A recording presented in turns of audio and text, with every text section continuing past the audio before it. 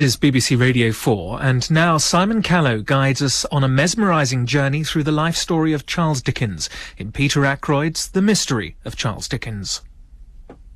Does no other profession occur to you, Nickleby, which a young man of your figure and address could take up easily and see the world to advantage in? No, Mr. Cromwells, sighed Nicholas, shaking his head. Why, then I'll tell you one. The stage! The stage? Cried Nicholas.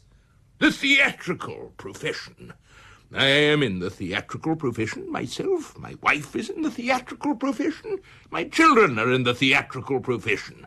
I had a dog, lived and died in it from a puppy. Say but the word, and I'll bring you out. I want a novelty. Charles Dickens once wrote that the more real the man, the more genuine the actor. That may or may not be so. It's an open question. Certainly he was writing of himself, though, and he declared, "I was an actor and a speaker from a baby." His father, John Dickens, used to take him to the public house, set him up upon a table where he would sing and dance to the wonder of the assembly. He did impersonations of various local eccentrics. He was an irrepressible entertainer, an infant phenomenon. "I must have been a horrible little nuisance," he said. At the drop of a hat he would recite from his favourite poem. "'Tis the voice of the sluggard, I hear him complain.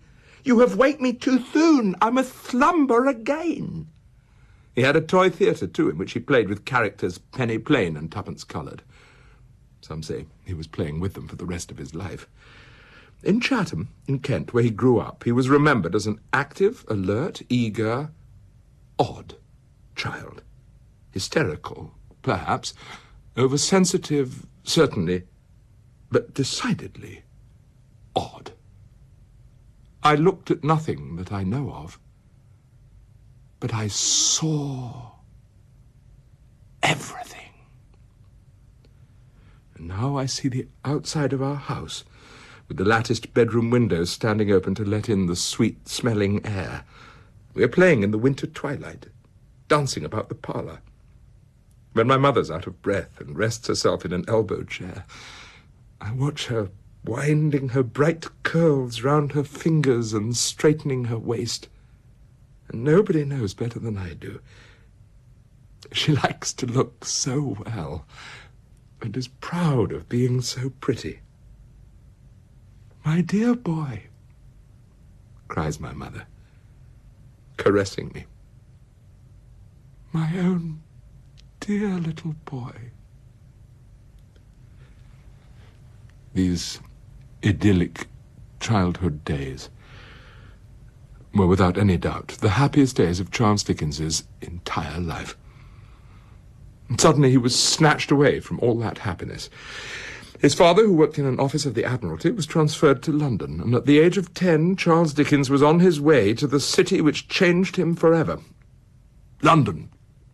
But not Victorian London, much less modern London, a more intimate, a more compact, a more colourful city, a city of street criers and strolling peddlers, of cockfights and public hangings, and pleasure gardens, and of small, unlicensed theatres. There was no uniformity or system to it whatever, so it encouraged eccentricity and oddity of every kind.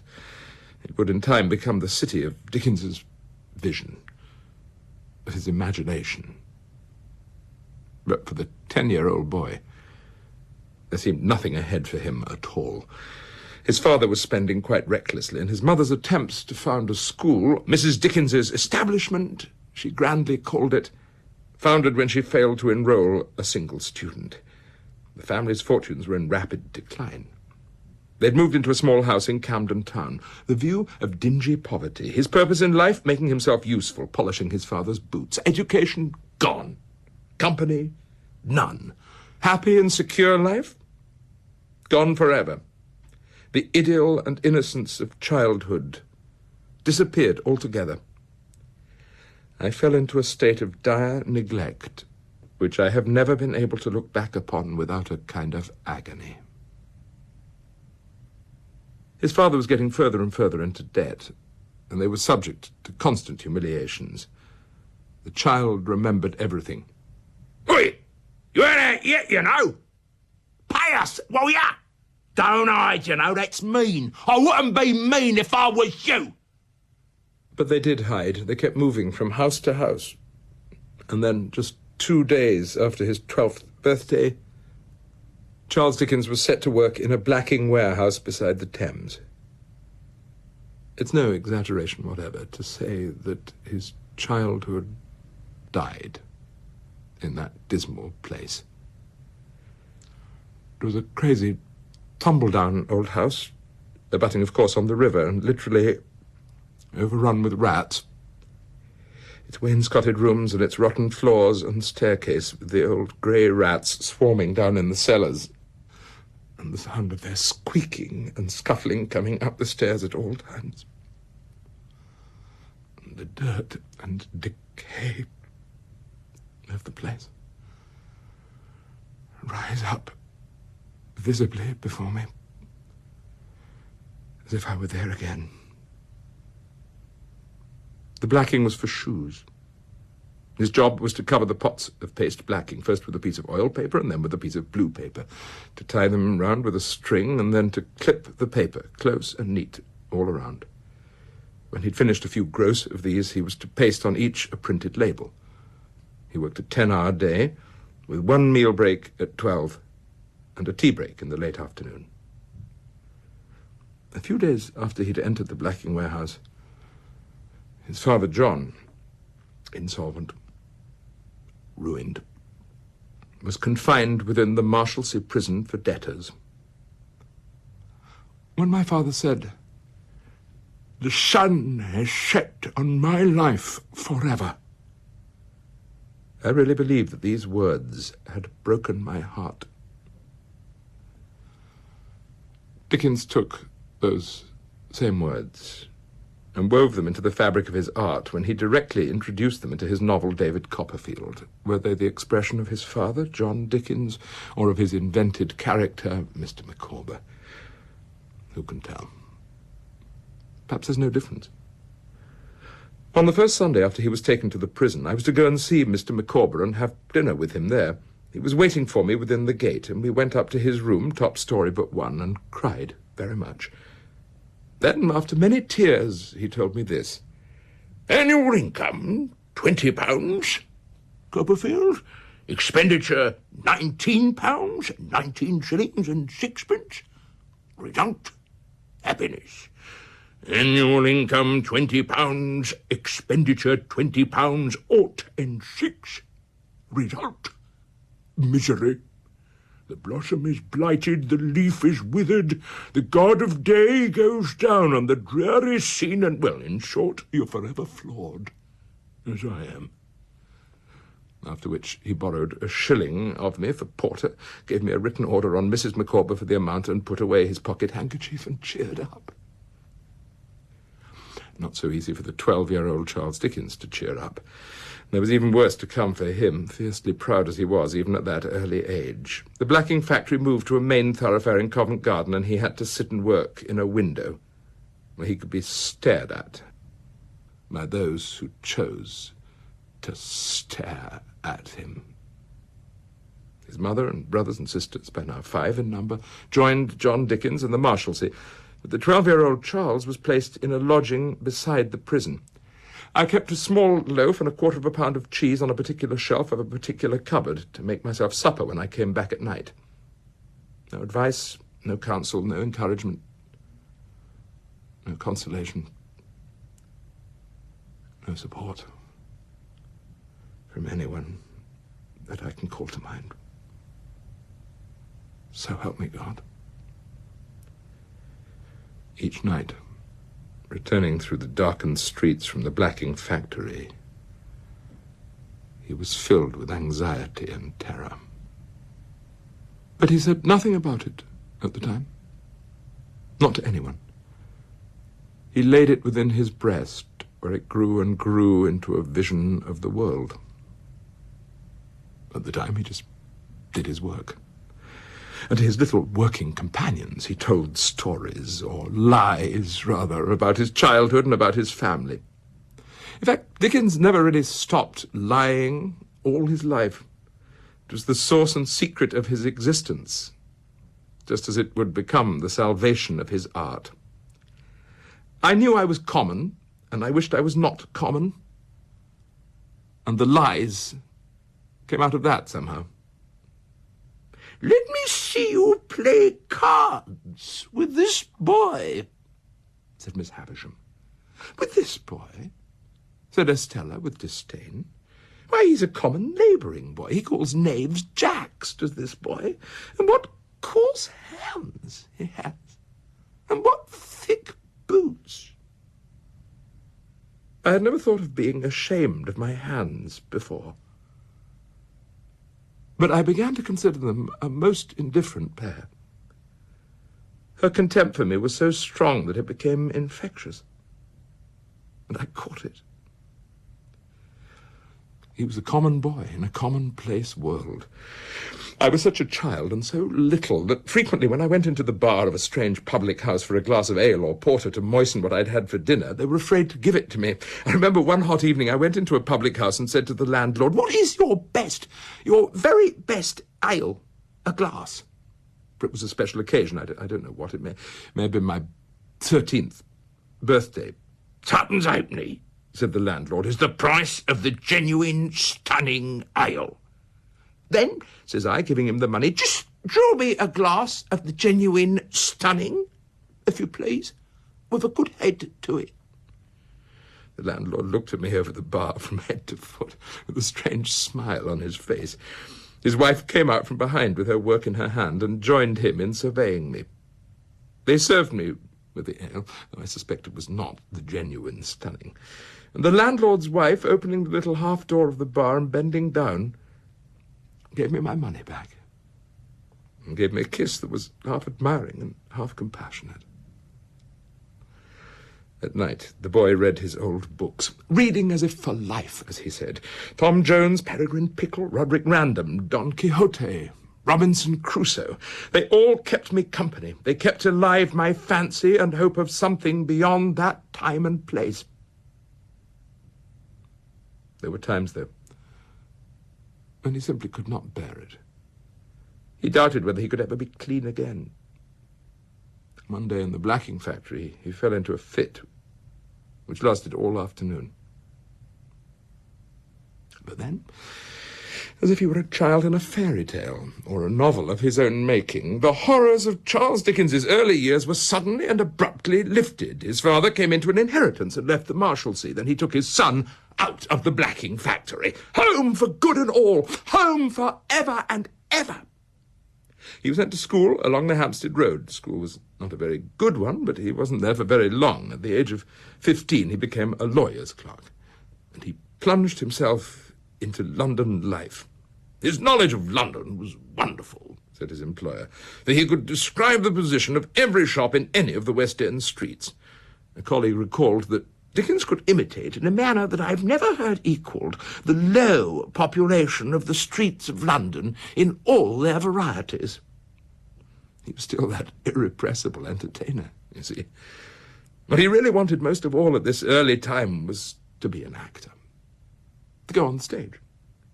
All his life he loved the company and the conversation of players. He always attended the latest productions, but more than that, he acted, directed, managed, and wrote plays all his life. At the height of his fame, one of the stagehands confided in him, "We in the profession, Mr. Dickens, always thought it was a crying shame when you took up writing books." As for his clothes, they were loud and vividly coloured, almost theatrical, one might say, and those who encountered him in public places noted that he tended to strike up dramatic attitudes. It was almost as if he didn't know the difference between the stage and the street. But, of course, the street was his stage. It was his theatre. He walked the city incessantly. He didn't talk to many people, but he observed them all. And then, at about the age of 17, he started to write it down. He misses nothing. At 7 Dials, for instance, in Covent Garden, he sees a little crowd which is collected round a couple of old ladies who, having imbibed the contents of various bottles of gin and bitters in the course of the morning, have at length differed on some point of domestic arrangement, and are on the eve of settling the quarrel satisfactorily by an appeal to blows. "Why don't you punch her, Sarah?" exclaims one half-dressed matron by way of encouragement. "Why don't you?" "What's the matter?" inquires another old woman who's just bustled up to the spot. "Matter? Matter? Here's poor dear Mrs. Sullivan has 5 blessed children of her own, can't go out a-charing for one afternoon, but what hussies must be a-coming and enticing away her own husband, as she'd been married to 12 year come next Easter Monday, for I seen the certificate when I was a-drinking a cup of tea with her, only last Wednesday. Mrs. Sullivan, I says, promiscuously. Mrs. Sullivan, what you mean by hussies?" interrupts a champion of the other party, who has evinced a strong inclination throughout to get up a branch fight on her own account. "What you mean by hussies?" "Never you mind," replies the opposition expressively. "Never mind. You go home, and when you're quite sober, mend your stockings." He knew from the start, you see, that there was something greater within himself, beyond all the high-spirited mimicry and the ventriloquial gifts. He started writing feverishly. He wrote stories, he wrote essays, he wrote sketches. I could write anything. At the age of 23, he was approached by a publisher, William Hall, who asked him if he'd care to write a series of sketches upon the adventures of some Cockney sportsmen. This was still the period, you see, in which Londoners travelled to rural areas in order to make fools of themselves. He set to work immediately, but he needed a name. He always needed a name before he could begin. Then he remembered the coaches along the Bath to London Road. The name of the proprietor, emblazoned in bright yellow letters on a maroon background, was Moses Pickwick. That was it. Pickwick.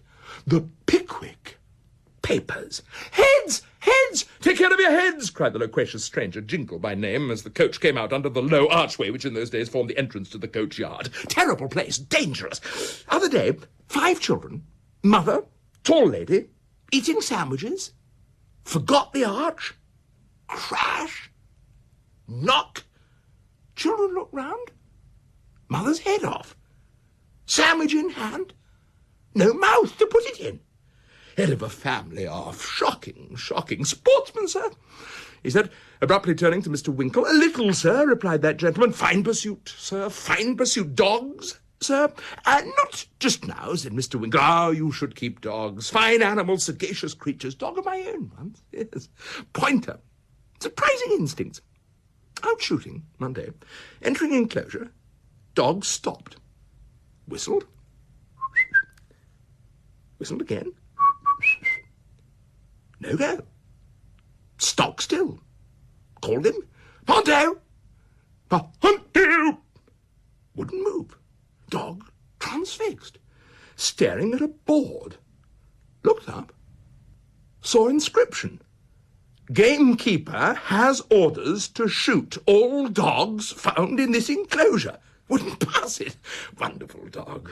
Valuable dog, that. Very. "Singular circumstance, that," said Mr. Pickwick. "Will you allow me to make a note of it?" "Silence in court," announced the entrance of the judge. It was most particularly short, and so fat he seemed all face and waistcoat. He rolled in on his 2 little turned legs, and having bobbed to the bar, who bobbed to him, and put his little legs underneath his table, and his little 3-cornered hat upon it. "Call Nathaniel Winkle."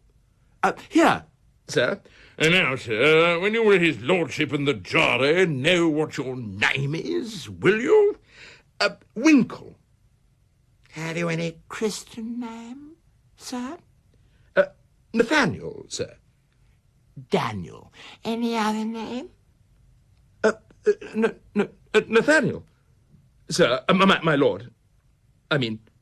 "Nathaniel Daniel, or Daniel Nathaniel?" No, my lord. Not Daniel at all, just Nathaniel. What did you tell me your name was Daniel for then, sir? I didn't, my lord. Yes, you did, sir. How could I have got Daniel on my notes unless you told me so, sir? Mr. Winkle has a very short memory, you know, chap. Call Samuel Weller. What's your name, sir? Samuel Weller, my lord. Do you spell that with a V or a W? Well, that depends on the taste and fancy of the speller, my lord. I never had occasion to spell it more than once or twice in my life, but I spells it with a we. Could we continue with the cross-examination, if you please? Of course, my lord. Mr. Weller, you were in the passage, and yet you saw nothing of what was going forwards. Have you a pair of eyes, Mr. Weller? Oh, yes, I have got a pair of eyes, and that's just it. If I was a pair of patent double-million magnifying gas microscopes of extra power, perhaps I might be able to see through 2 flights of stairs and a deal door. But being only eyes, you see, my vision's limited. The Pickwickians made the whole world laugh. Within a year, the complete novel was published in France, in Germany, in Italy, in America, in Australia. It even made its way as far as Russia. In the Pickwick Papers, Dickens created a vision of the world. He did it by bringing to life a tradition of Englishness which had never previously been captured. It was quite a new thing, and modern novels serialised in monthly parts, so the readers were almost literally hanging on to the end of each episode. It began with a sale of 4,000 copies per month, and in the end was selling 40,000. There were Pickwick hats, Pickwick coats, Pickwick cigars. Led by the young Charles Dickens, Samuel Pickwick and the Pickwickians joined the immortals. He was 25 years old, and his fame was known all over the world. It was all before me. I was so overcharged with delight and with gusto and with anticipation and oh dear, I almost forgot to mention my wife. He had married Catherine Hogarth just after completing the first instalment of the Pickwick Papers. He'd met her, in a sense, professionally. She was the daughter of an editor for whom the young Dickens had composed a series of urban sketches. The marriage was, you might say, the next piece of business. Please note that Charles Dickens's relationships with females were always decidedly odd. He was either in a mad and hopeless passion with them, frantic and desolate in turn, or he placed them on an impossibly high pedestal, or he was entirely matter-of-fact, not to say brusque, with them. Was he not good enough for them?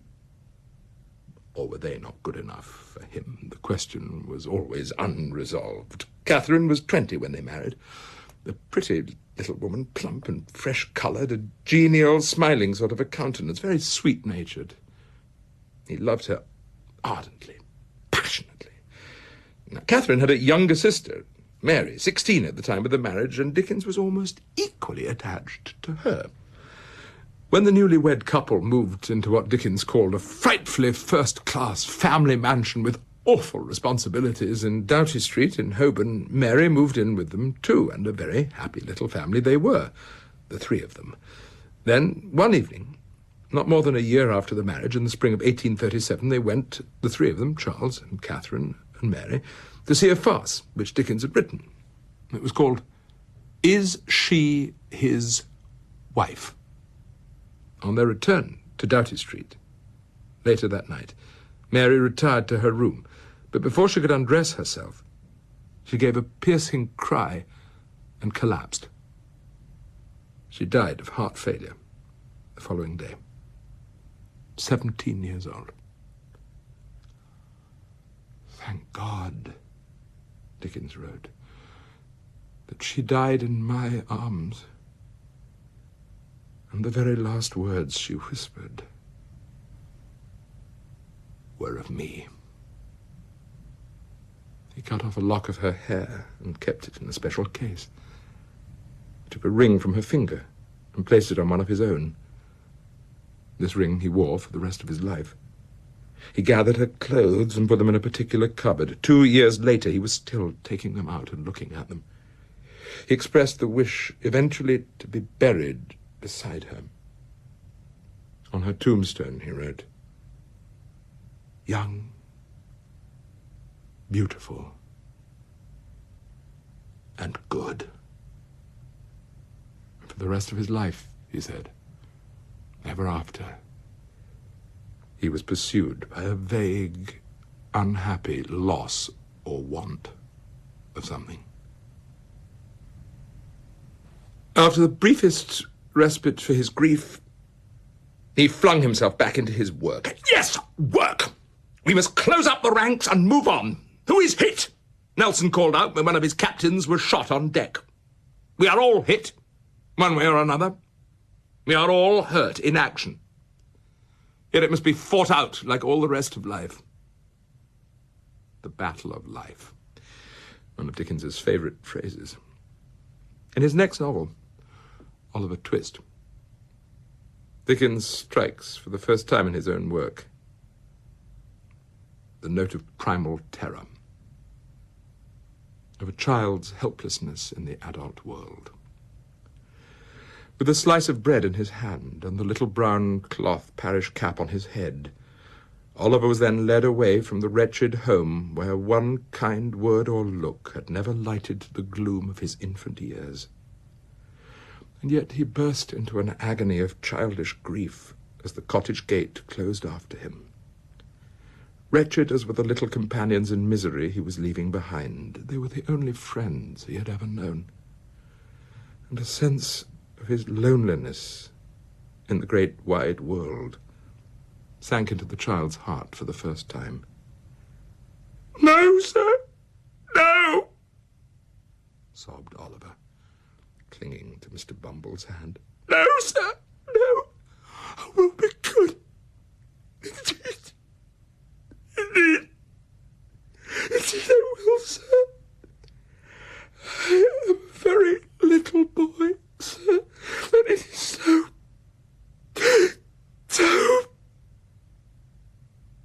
so what?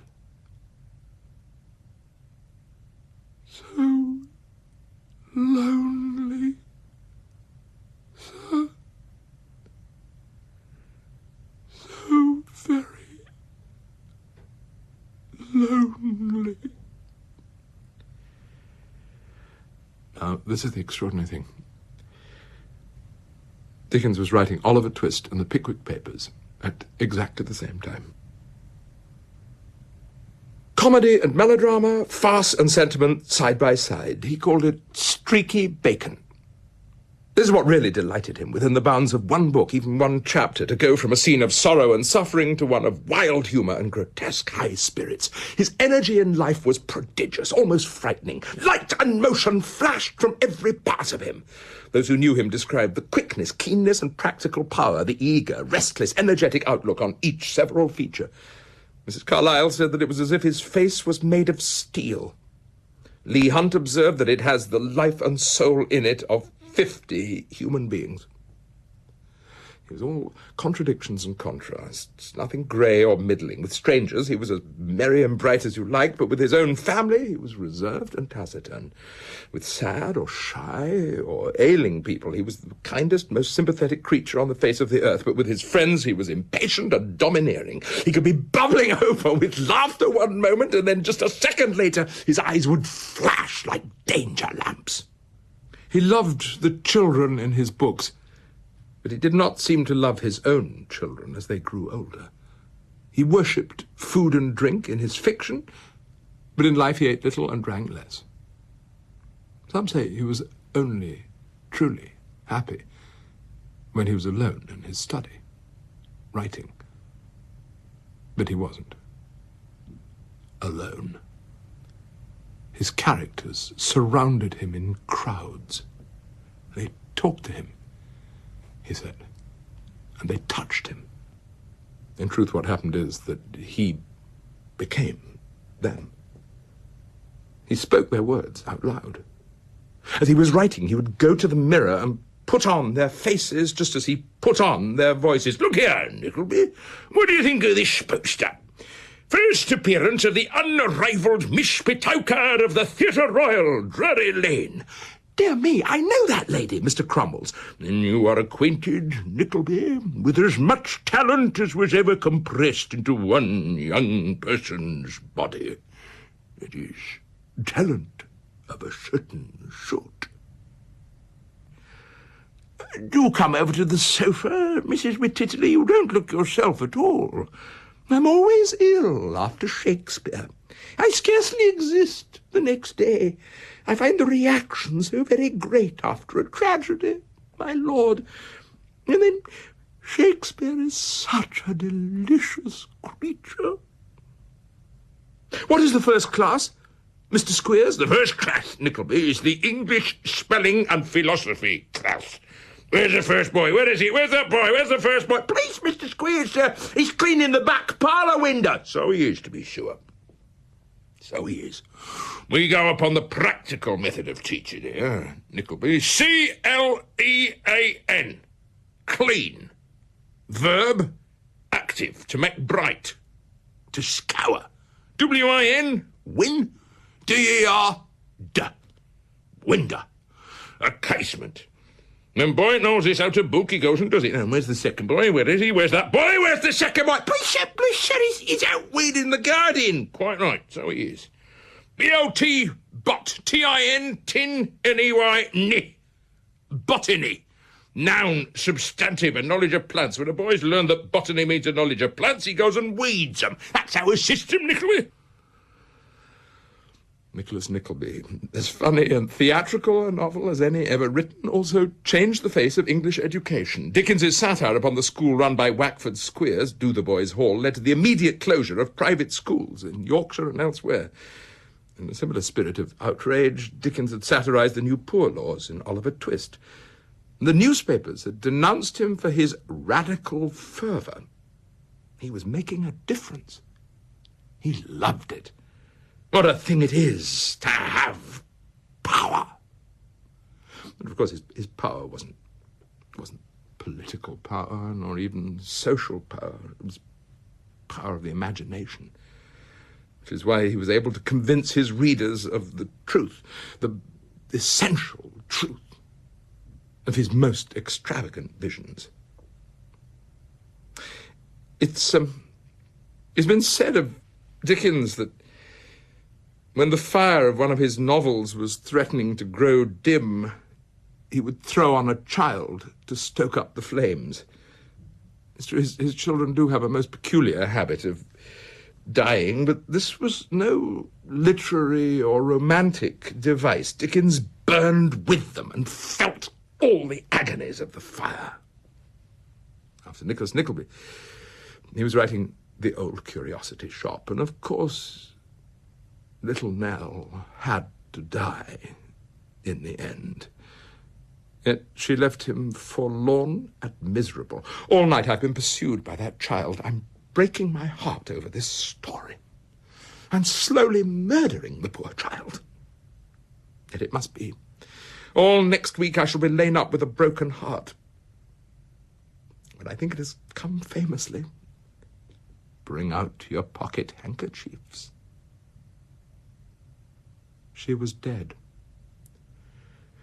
No sleep so beautiful and calm, so free from trace of pain, so fair to look on. She seemed a creature fresh from the hand of God and waiting for the breath of life, not one that had lived and suffered death. Her couch was dressed with here and there some winter berries and green leaves gathered in a spot she had been used to favour. When I die, put near me something that has loved the light and had the sky above it always. Those were her words. Now she was dead. Dear, gentle, patient, noble Nell was dead. Her little bird, a poor slight thing the pressure of a finger could have crushed, was stirring nimbly in its cage. and the strong heart of its child mistress was mute and motionless forever. But the death caused a sensation.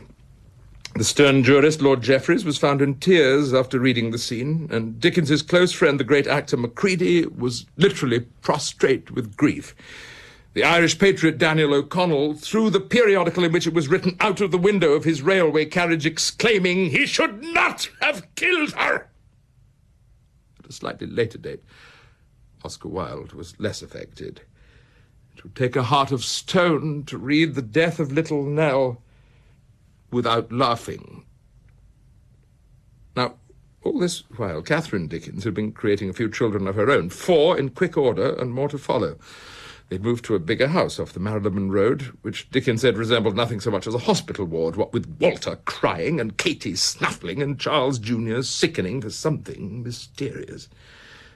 He'd already sent his parents into exile, having set them up in a little cottage in Devon, but they had a way of turning up in small matters like the father forging the son's name to guarantee certain debts.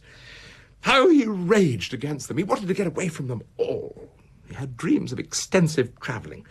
He was haunted by visions of America. He wanted to encounter a country as young and energetic as he was, and the Americans wanted to see him too. A few months before, they had gathered in the harbour of Boston, shouting to newly arrived passengers, "Is little Nell dead?"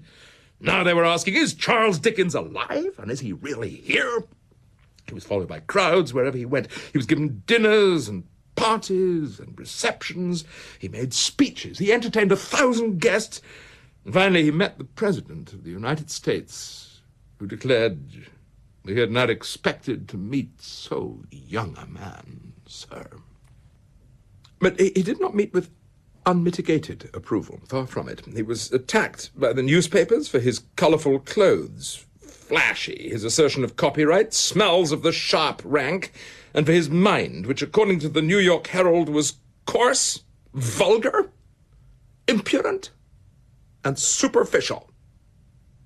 Now, Dickens was not accustomed to public criticism. He left the country in a state of great rage, taking his savage revenge on those same papers as only he could, in the pages of Martin Chuzzlewit, a book which, on its first appearance, was burnt publicly in the streets of New York.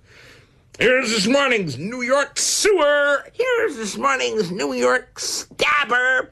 Here's the New York keyhole reporter." So opens Martin's journey to America. When Dickens returned from the United States, his appetite for travel had not yet been satisfied, so he whisked the whole family off on a grand European journey which lasted a full year. From Naples, Dickens witnessed Mount Vesuvius in a state of eruption, its dark smoke hanging in the clear, bright skies. So what did he do? He climbed up it, of course, at once. That very night, he was warned of the dangers of ascending a volcano in a state of eruption, but he insisted it had to be done. He had to look into its smoking mouth. With only one guide accompanying him, he climbed the last few hundred feet as burning cinders and ash rained down upon them. Finally, he reached the brink, where, triumphantly, I looked down into the flaming bowels of the earth. Then I came back again, alight in 6 places, burning from head to foot. This is pure Dickens.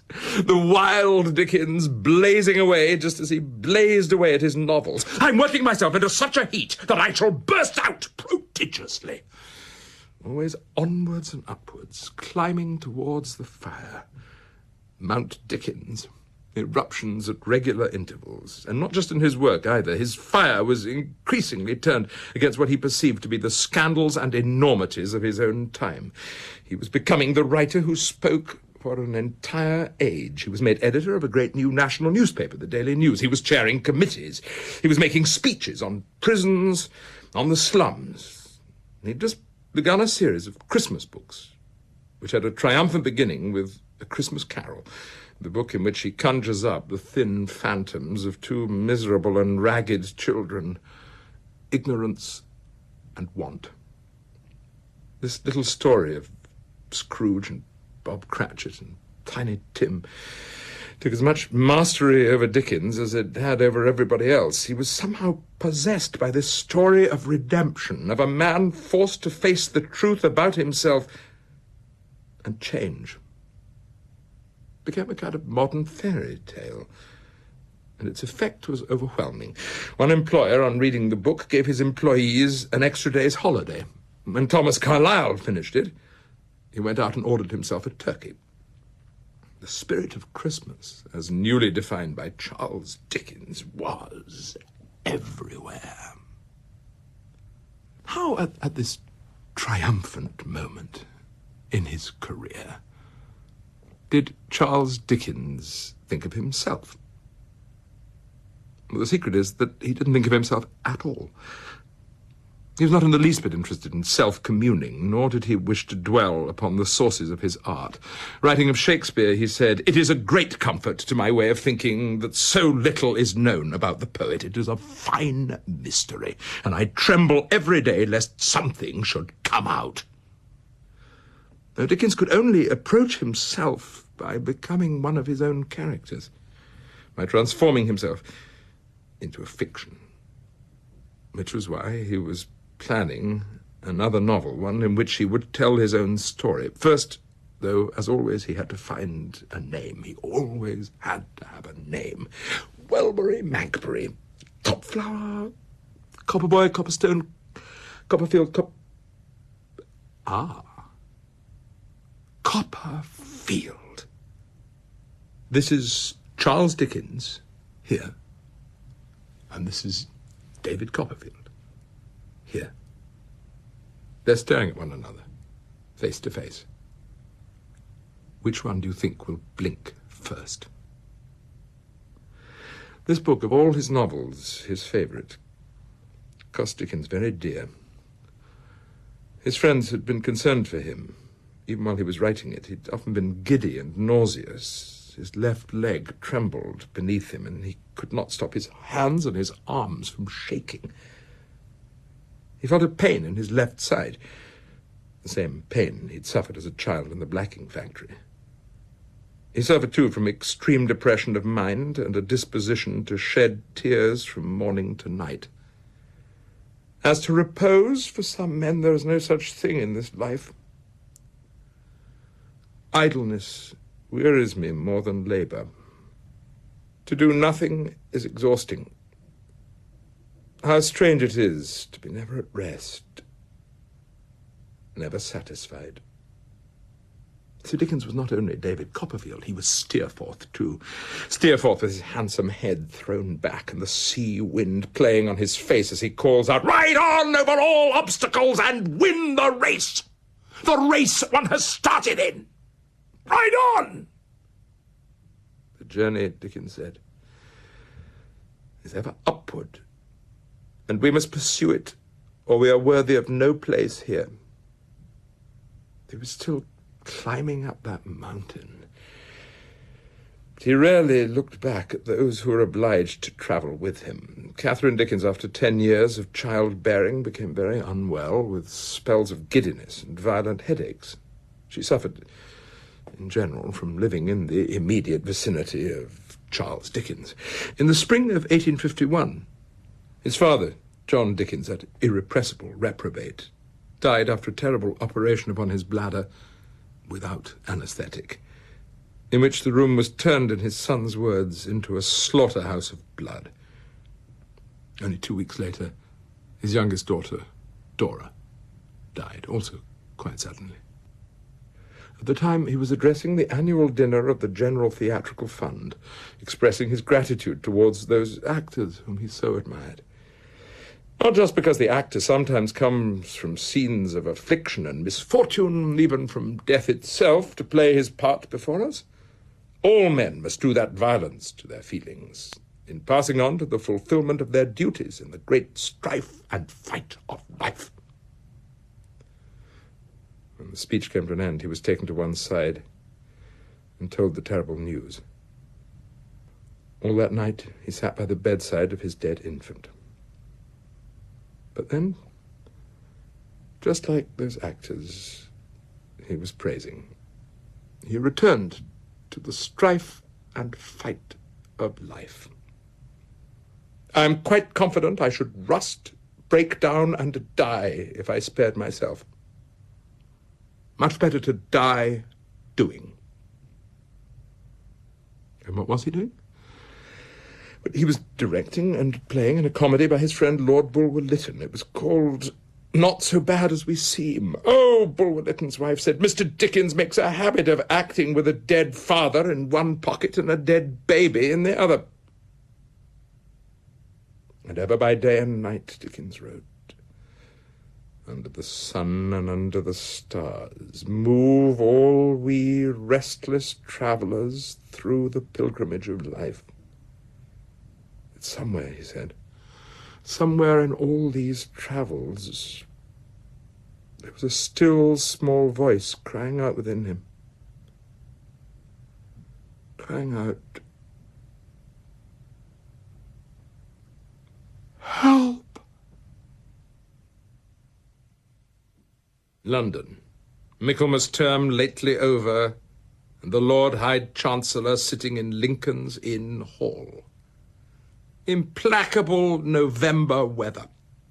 As much mud in the streets as if the waters had but newly retired from the face of the earth, and it would not be wonderful to meet a megalosaurus, 40 foot long or so, waddling like an elephantine lizard up Holborn Hill.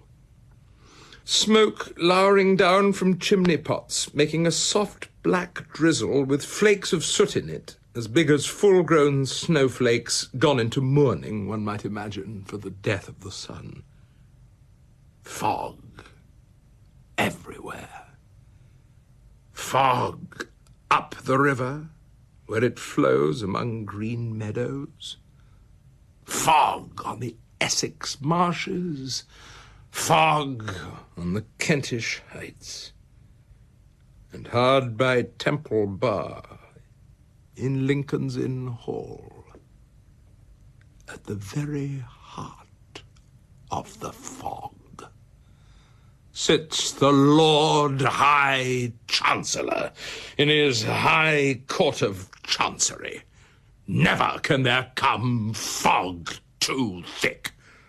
Never can there come mud and mire too deep for this High Court of Chancery, most pestilent of hoary sinners, this day in the sight of heaven and earth.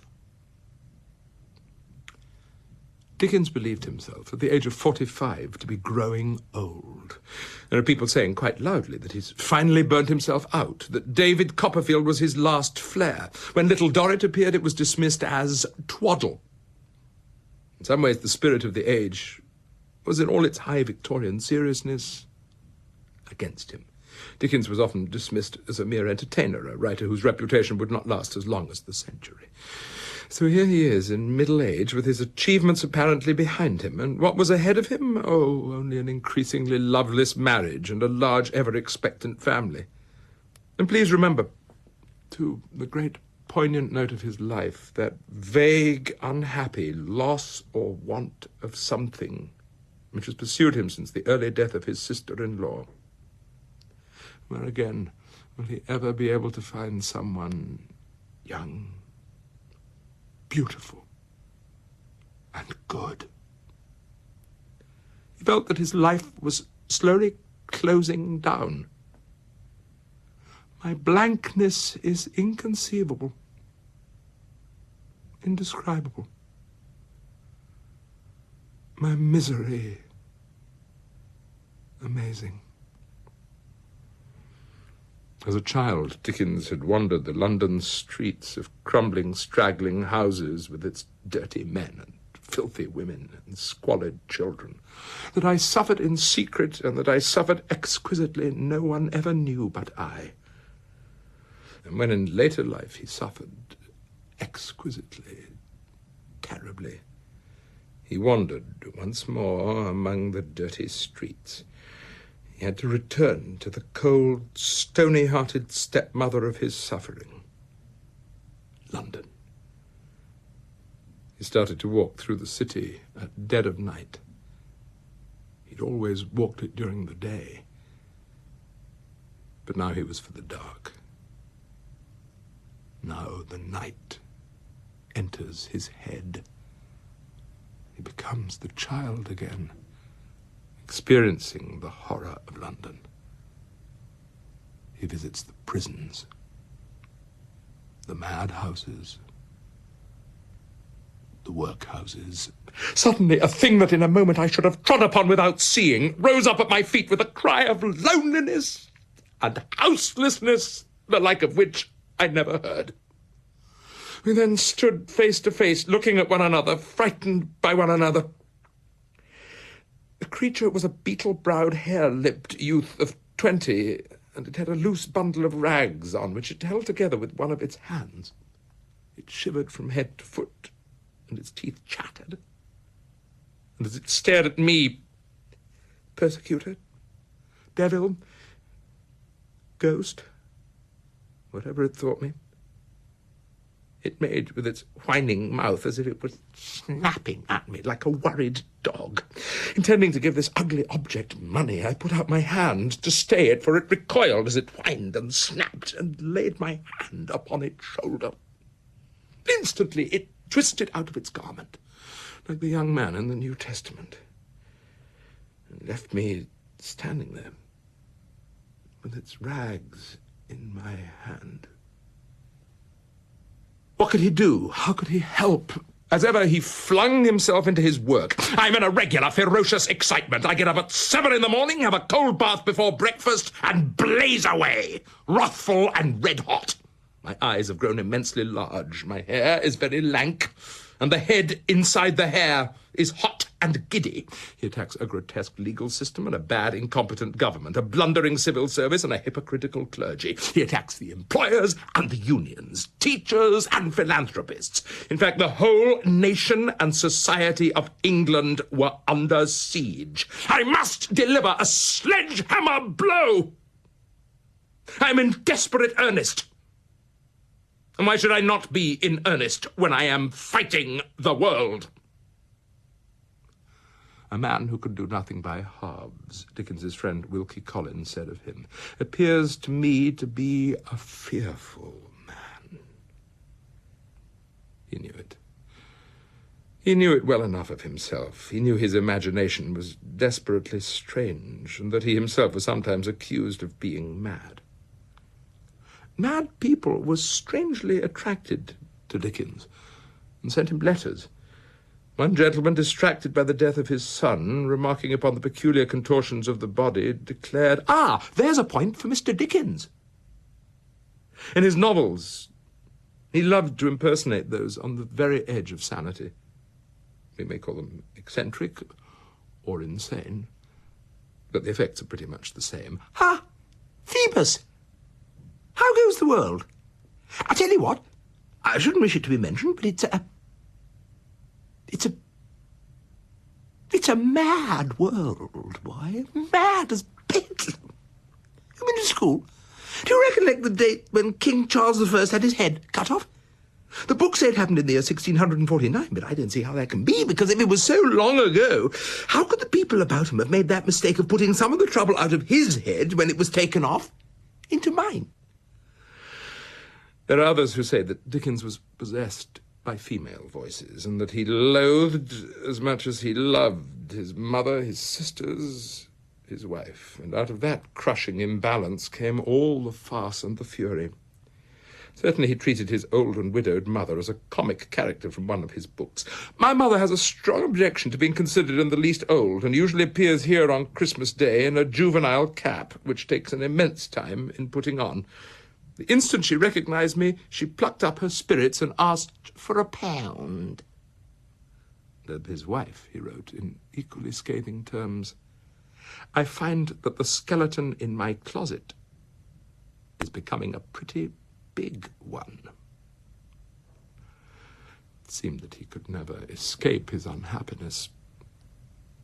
And then, as it had before in his past more than once, his life changed irrevocably. At the age of 46, Dickens met a young professional actress who had a small part in The Frozen Deep, an Arctic melodrama, which he had written in collaboration with Wilkie Collins. Needless to say, he also played the principal part in it, he directed it, he built the scenery. The young actress was called Ellen Ternan. She was 18 years old, and Dickens fell deeply in love with her. Well, no, that's altogether too familiar a phrase. All the desperate intensity of his nature, all the emptiness and all the yearning found their focus in Ellen Ternan. She was the one thing missing from his life. For her, it must have been like walking through fire. Dickens followed her and her family on a theatrical tour around the country. He could not rest or think or write or sleep without the image of that young woman being always before him. And under the pressure of this devastating feeling, he came to a terrible decision. The woman with whom he lived had become insupportable to him. She was ailing, she was clumsy, she was tearful, she was not witty. She was not Ellen. She was growing old. He resented the memories she evoked in him. He was frightened of growing old with her. So what did he do? He behaved exactly as if he were a character in one of his own novels. He gave instructions that the marital bedroom should be divided into two, and he had a brick wall erected between himself and his wife. Then, in the spring of 1858, after 22 years of marriage, Charles Dickens asked his wife for a formal separation without giving the slightest reason whatever. She went back to live with her family. But her younger sister, Georgina, stayed behind and supported Dickens. With Catherine gone, Georgina took charge of the illustrious novelist's household. It was an ugly and a messy business, rendered infinitely worse by Dickens's disturbed and disturbing behaviour. Nothing could surpass the misery, the unhappiness of our home. Well, rumours, of course, began to spread that Dickens was having an affair with a young actress, or much worse from his point of view, that he was having an affair with his own sister-in-law, and Dickens, quite simply, lost control. He had a letter printed in the Times in which he condemned misrepresentations most grossly false, most monstrous and most cruel. Slanders passing over the country like unwholesome air. But not one in 1,000 readers of the newspaper had the remotest idea what he was talking about. Now, of course, they did. Many other newspapers felt free to publicise the separation and to turn against Dickens in the process. He'd visited upon himself the very fate that he most feared. He shunned many of his oldest friends on the mere suspicion that they had expressed sympathy for his estranged wife, and he was, of course, in turn shunned by them. He changed his publishers because they had not printed his statement in their periodical, Punch. He broke down and wept at a lunch at the Athenaeum. He felt harassed and haunted on all sides. He now looked very much older, his face lined with deep furrows, his hair grizzled and thinned, his expression clouded and careworn. Yet still he was Charles Dickens. His eyes were still bright, his dress was still loud and theatrical, and he continued to carry himself with almost military precision. The storm, like all storms, passed. Or rather, it hid itself in the heart of Dickens, and in those closest to him whose lives had been changed forever. He gave his wife a house and a carriage in Camden Town. Ellen Ternan and her sisters moved into a house beside Oxford Street. Whether he and Ellen were lovers, whether they were ever to become lovers, on that matter he and everyone else always remained silent. There are those who say that it was a sexless intimacy, as between brother and sister, while others have pointed to rumours about their living together at a later date, and even to possible children. Nothing is known for certain. It's one of the great mysteries which Dickens created without pointing to any way through the labyrinth. The personality of Charles Dickens, apparently so transparent, so extrovert, so graspable, proves to be full of dark mysteries. Deeper than all, as Carlyle said of him. If one has eye to see deep enough, one sees dark, fateful, silent elements, tragical to look upon, hiding amid dazzling radiance as of the sun, the elements of death itself. But after all the uproar and scandal over the separation, when Dickens was at his very lowest, he did an astonishing thing. He decided to embark on a reading tour of the entire country. He wanted to find his audience again. He wanted to reach the people he feared he might have lost. He knew his power over them all, but now he wanted to exert it in person. His very first reading was of A Christmas Carol in Edinburgh. He stage-managed it quite brilliantly. He wore a rose in his buttonhole. There was a maroon screen behind him, and he was encircled by gaslight. There must be no one behind me. I must see everyone's face, and they must see mine. Everyone must see my face. He poured himself a tumbler of water from a carafe while the applause subsided. Then he stood in silence for a few moments, looking around at the audience, and it was reported that his wonderful eyes seemed to have the power of meeting those of every separate individual in the audience. Keep your eyes upon me. Look. Now my eyes are on you. I need to be connected to you. And you to me. Then I will be transformed. Then I will come alive. I am Quilp. I am Pecksniff. I am the Artful Dodger. I am Vincent Crummles. He had a different voice for each character. The orotund voice of Sergeant Buzzfuzz, responsibility. The Cockney Jewish lisp of Fagin. Suppose that lad of his own fancy, to please his own taste, suppose he was to do all this. What then, my dear? The fat boy's whine. I wants to make your flesh creep. Wild applause, tears, cheers, wonderful happiness. It is such an unspeakable satisfaction to me to have left such an impression here in Edinburgh, in London, Dublin, Huddersfield, Wakefield, York, Harrogate, Scarborough, Hull, Leeds, Halifax, Sheffield, Manchester, all in 11 days. He walked from Durham to Sunderland, and then he walked from Sunderland to Newcastle, and then on to Scotland by the new train. Edinburgh, Dundee, Aberdeen, Perth, Glasgow again. Everywhere the theatres were sold out. Large crowds waited all day and sometimes all night for tickets. And they were not disappointed. They'd come to see the most famous man of the day and to hear their favourite author read his own words. But they got something more. This was theatre.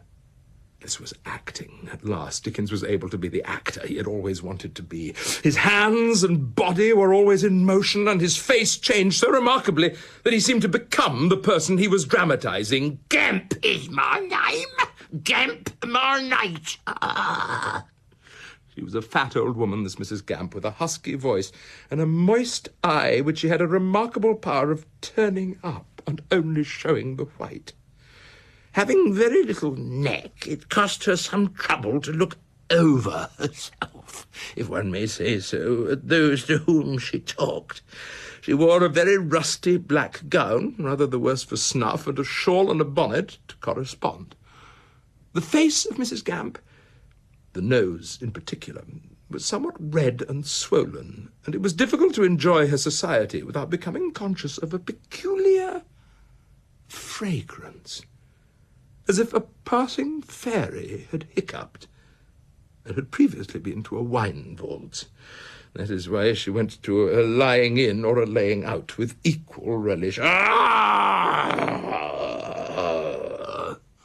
Repeated Mrs. Gamp, for that was a safe sentiment in cases of mourning. Oh, dear, when Gamp was summoned to his long home, and I seen him a-lying in Guy's Hospital with a penny piece on each eye, and his wooden leg under his left arm. I thought I should have fainted away, but I bore up. The blessing of a daughter was denied to me, which, if we had one, Gamp would certainly have drunk its little shoes right off its feet. As with our precious boy, he did. Then Mrs. Gamp solaced herself with a pinch of snuff and stood looking at the sick man with her head inclined a little sideways, as a connoisseur might gaze upon a doubtful work of art. "Oh," she said, "he'll make a lovely corpse." "I'm working late tonight, Master Copperfield. I'm improving my legal knowledge. I'm going through Tids's practice. Oh, what a writer Mr. Tidd is, Master Copperfield." Well, I suppose you're quite a great lawyer now, then, Uriah. "Me, Master Copperfield? Oh, no, I'm a very humble person. I'm well aware that I'm about the humblest person going, let the other be where he may. My mother's likewise a very humble person. We live in a humble abode, Master Copperfield. We have much to be thankful for. My father's former calling was humble. He was a sexton." And, what is he now? "He's a partaker of glory at present, Master Copperfield."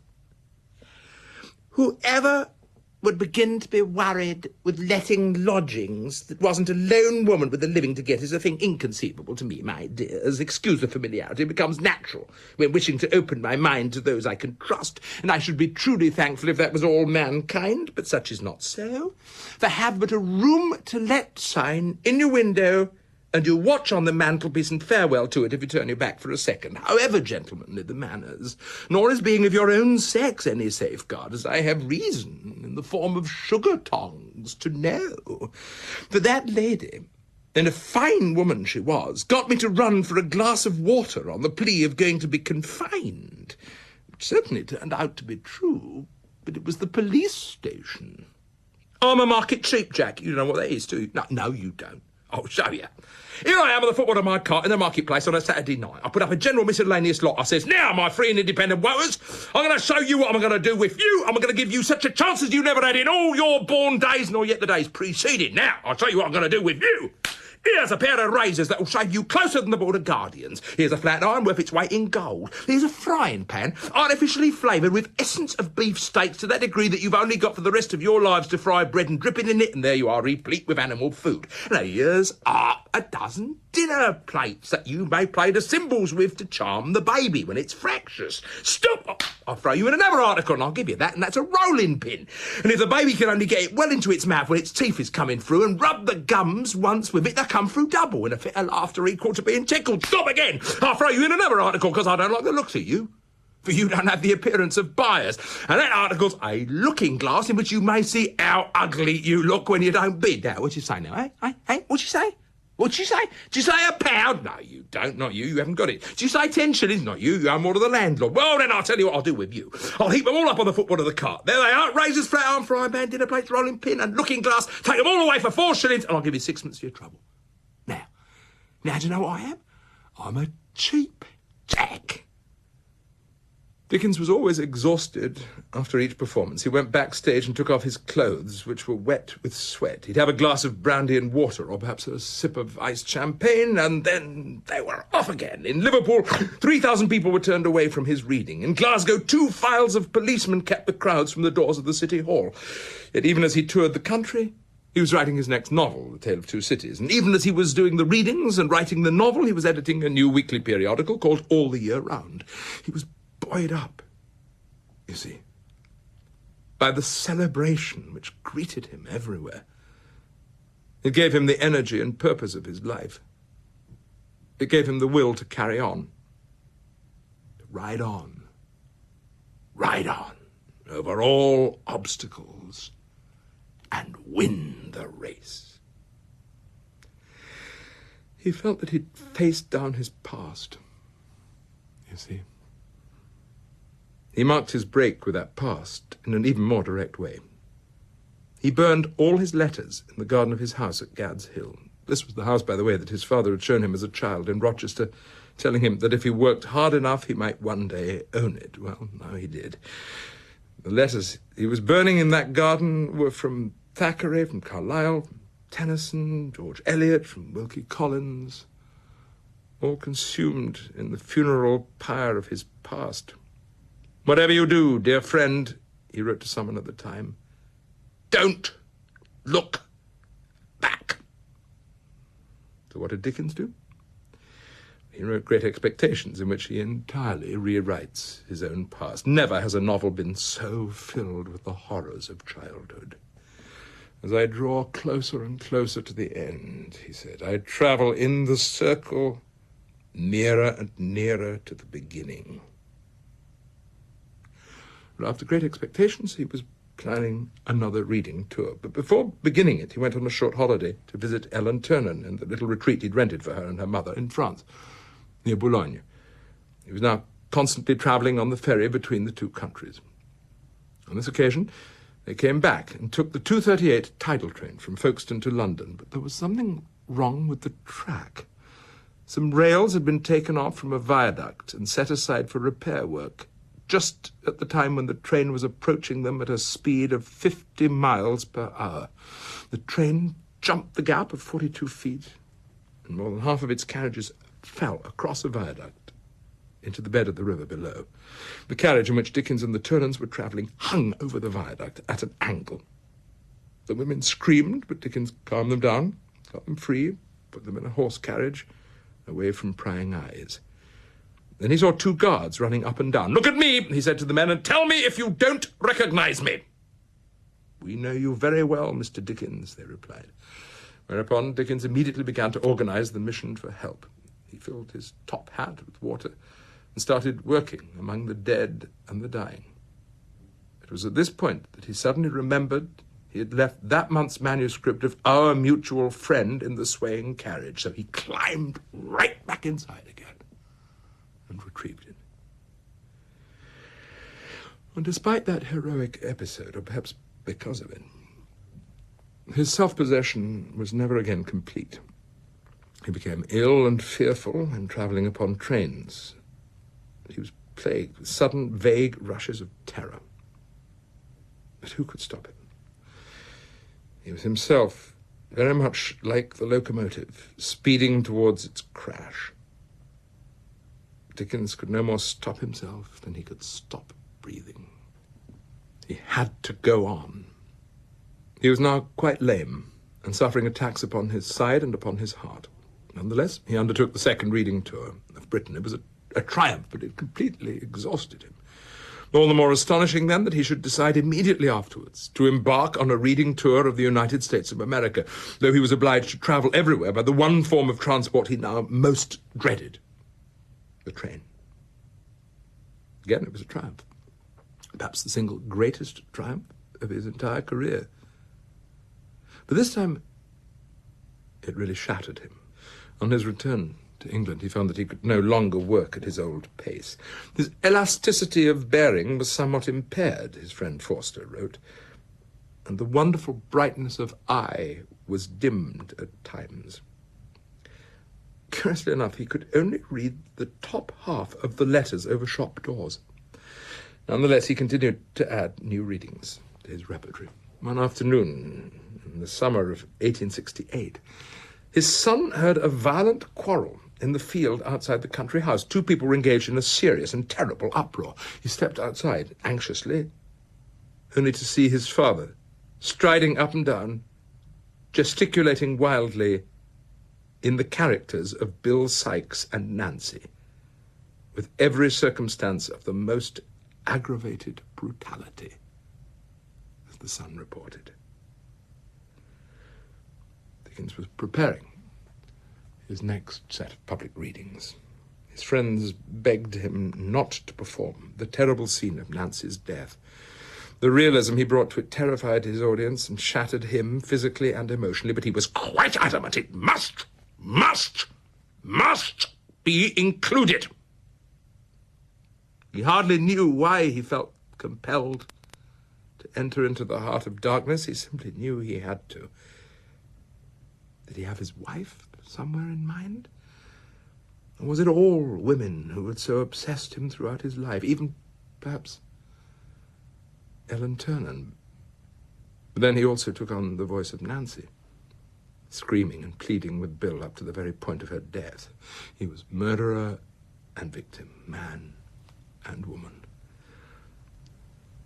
She staggered and fell, nearly blinded with the blood that rained down from a gash in her forehead. But raising herself on her knees, she drew from her bosom a white handkerchief, and holding it up towards heaven, breathed one prayer for mercy to her Maker.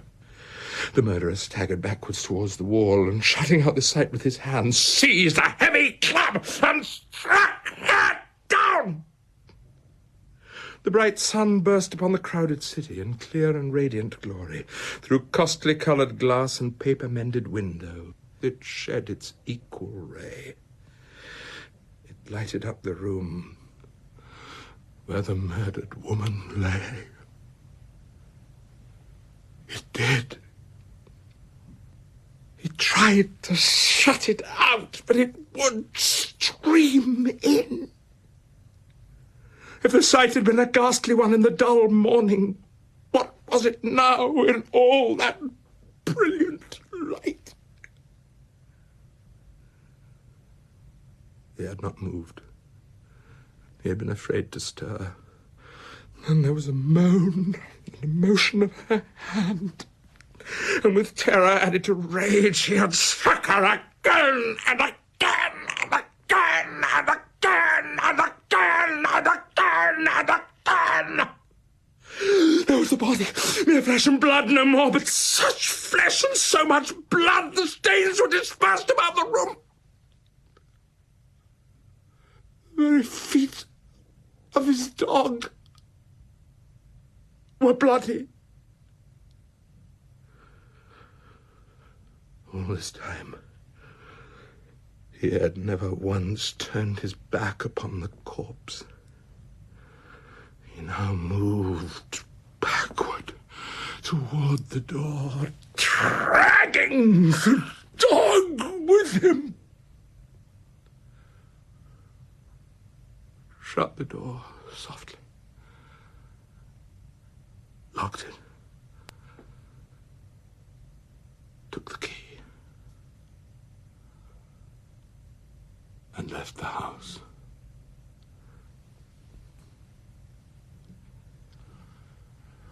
After completing that second reading tour, Dickens rested all that summer of 1869. And of course, he didn't rest. He started writing his next novel, The Mystery of Edwin Drood, a novel of murder and opium addiction and double identity. One day, his eldest son, Charles, came into the room where his father was writing. "If you don't want anything more, sir, I shall be off now." No answer. Silence. He raised his head and looked at me long and fixedly. But I soon found that although his eyes were bent upon me and he seemed to be looking at me earnestly, he did not see me. That he was, in fact, unconscious for the moment of my very existence. He was in dreamland with Edwin Drood, and I left him. Despite his physical and mental exhaustion over the years, his work had lost nothing of its unique, inventive expansiveness. A late novel like Our Mutual Friend, where the comic and the sublime wander through the echo chamber of London, brims over with hilarity. Mr. and Mrs. Podsnap requested the honour of the company of 17 friends at dinner to celebrate the 18th birthday of their little Georgiana. Hideous solidity was the characteristic of the Podsnap plate. Everything was made to look as heavy as it could and to take up as much room as possible. The majority of the guests were like the plate and included several very heavy articles weighing ever so much. A foreign gentleman was among them, and there was a droll disposition, not only on the part of Mr. Podsnap, but of everybody else, to treat him as if he were a child who was hard of hearing. "How do you like London?" asked Mr. Podsnap. "London, Londra, London." The foreign gentleman admired it. "You find it very large?" said Mr. Podsnap, spaciously. The foreign gentleman found it very large. "And very rich?" The foreign gentleman found it without doubt énormément riche. Enormously rich.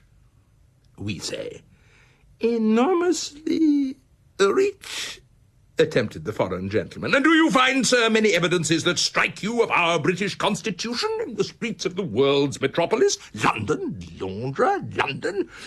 We Englishmen are very proud of our Constitution, sir. It was bestowed upon us by Providence. No other country is so favoured as this country." "And other countries?" "Other.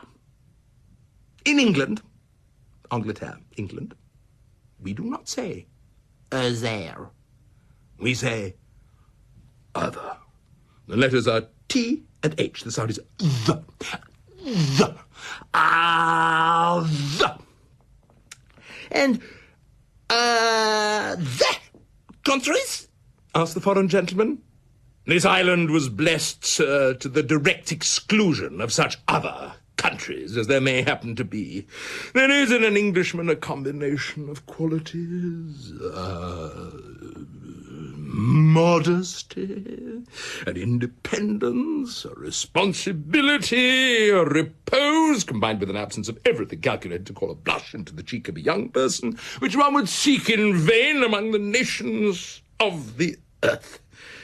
Having delivered this little summary, with his favourite right-arm flourish, Mr. Podsnap put the rest of Europe, as well as the whole of Asia, Africa, and America, nowhere. In January of 1870, despite desperately poor health, Dickens embarked on a new season of readings, after every one of which he was so exhausted that he had to be carried backstage and laid on a sofa. He could not speak coherently for 10 minutes afterwards. Even during these readings themselves, he sometimes found it hard to pronounce the words accurately. Pickwick became Pickswick, Picnic, Peckwicks, and he continued to play the scene of the murder of Nancy.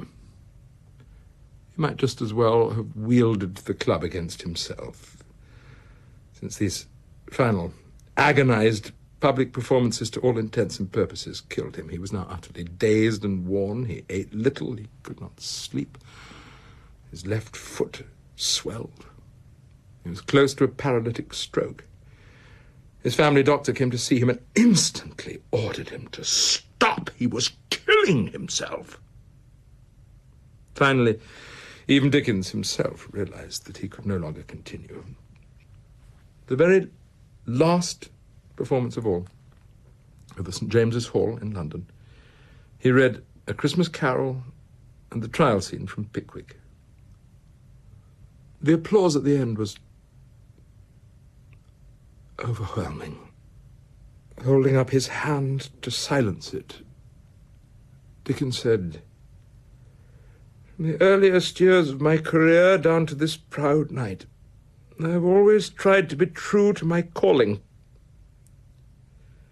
I hope that the public believe that with a host of imperfections and shortcomings upon my head, I have, as a writer, in my soul and conscience,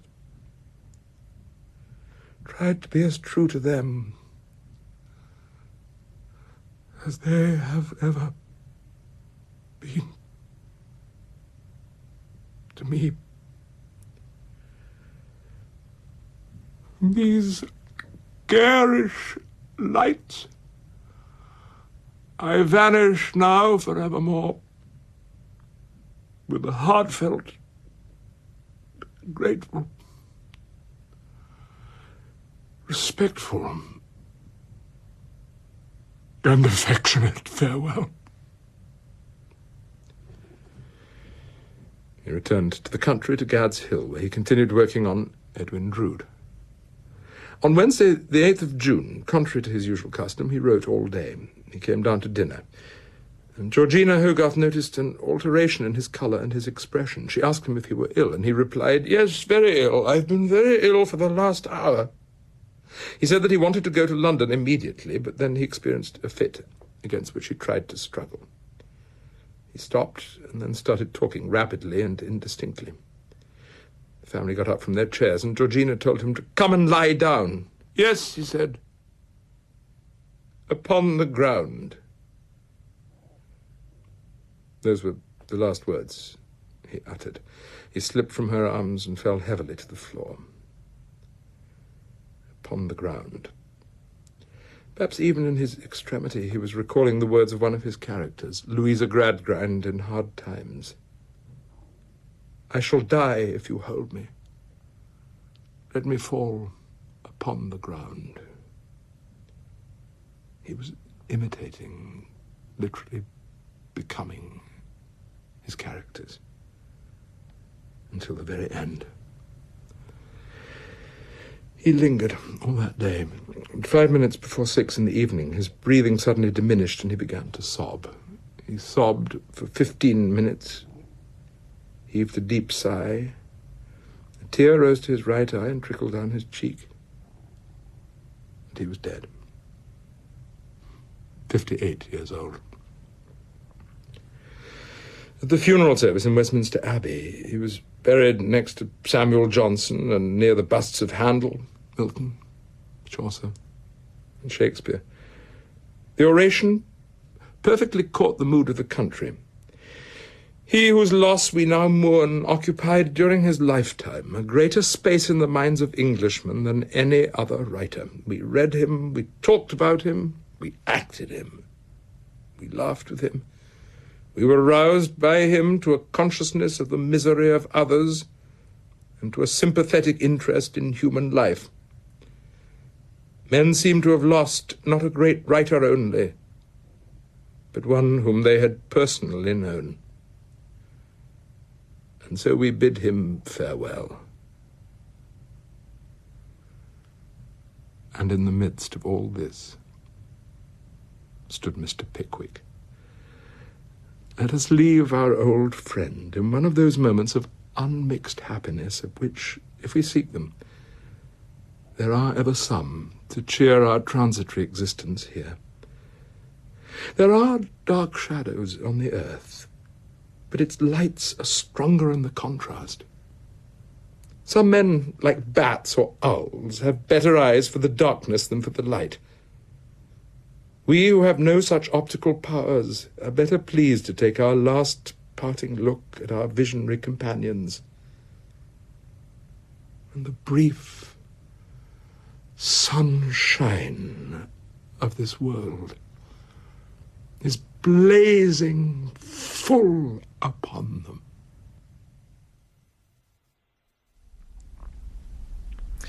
That was The Mystery of Charles Dickens by Peter Ackroyd.